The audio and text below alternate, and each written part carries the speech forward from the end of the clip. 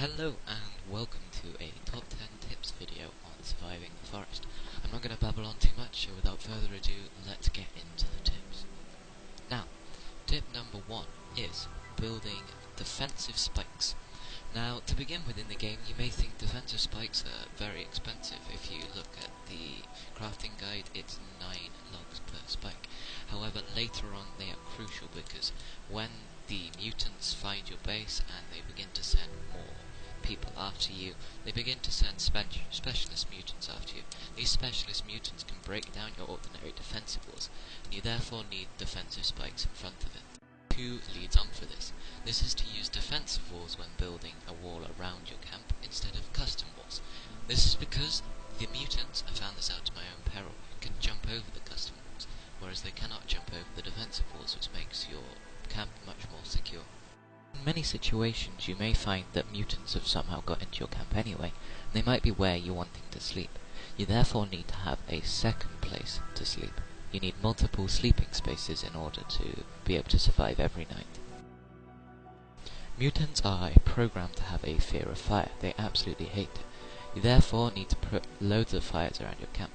Not only does this scare off some mutants, it also helps you to kill many mutants because they'll walk into it and die.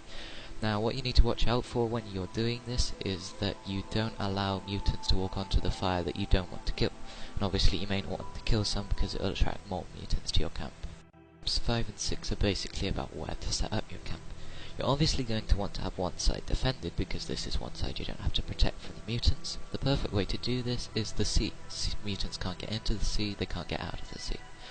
You're also going to want to have something in your camp that you can hide behind, just in case mutants manage to get into your camp and you don't want to be seen by them. You can see here I have 2 large rocks in my camp. Tip number 7 basically allows you to stay in your camp if you don't want to leave. It's quite an obvious tip. It's to have your food sources actually within your camp instead of outside, so that you don't actually have to leave the walls. This means that if there's mutants outside, or if it's night time and you're very hungry and you're close to death, then you can just pop over and get something from your food source within your camp instead of being forced to go outside. Tip number 8 is also a fairly obvious recommendation. You may have mutants in your camp at some point, you may be low on health, you may not want to encourage them to fight you. You therefore don't want to go into the camp and provoke. So, what's the best thing to do? To have a camp outside of your camp. You can see here I have my magical floating treehouse. I'm not sure why there's no tree, but there we go. So I can just run away, go into my treehouse instead of going into the camp if I need to. Leading on from this is tip 9, which is to clear the surrounding area because you're going to want to be able to see the mutants, and you're not going to be able to do that if there's loads of bushes and shrubbery in the way. So yeah, clear the surrounding area. Tip number 10 is to have the traps in your base. Now I'm going to give you a quick show of how to use each of the traps and where to set them up. So first you have the noose trap, which at the moment says it needs rope, but when you put it down you don't actually need rope for it.